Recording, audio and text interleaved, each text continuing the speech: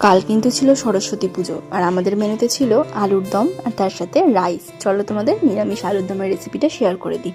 সবার প্রথমে কড়াইতে তেল দিয়ে 1 চামচ জিরে, একটা গোটা শুকনো লঙ্কা, তেজপাতা, কিছুটা গোটা গরম মশলা ফোড়ন দিয়ে দিয়েছি এবং তারপর আলুগুলোকে দিয়ে খুব ভালো করে নুন হলুদ দিয়ে ভেজে নেব।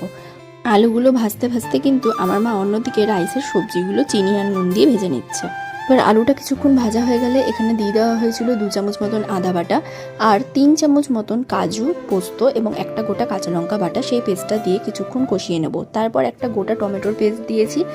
এবার দিয়ে দেবো এখানে 3 চামচ জিরে গুঁড়ো এবং তারপর আবারও কিছুক্ষণ ভালো করে কষিয়ে পরিমাণ মতন হলুদ, 1.5 চামচ লঙ্কা গুঁড়ো, 1 চামচ চিনি, সব কিছু দিয়ে ভালো করে আলুটাকে কষাতে হবে।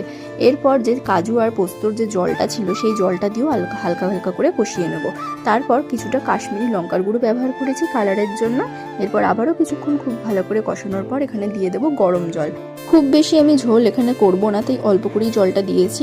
এরপর আলুগুলো ফুটে এলেই আমি এখানে ওপর থেকে দিয়ে দেবো 1/2 চামচ গরম মশলা গুঁড়ো ও 1 চামচ ঘি। ঘিটা কিন্তু দিলে এখানে টেস্টটা আলাদাই হয়।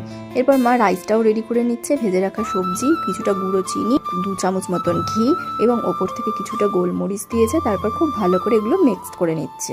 এবার রাইসটা হয়ে গেছে, আমাদের খাওয়ার পালা। তো রাইসের সাথে নিরামিষ আলুর দম খেতে আমাদের কালকে দারুণ লেগেছিল।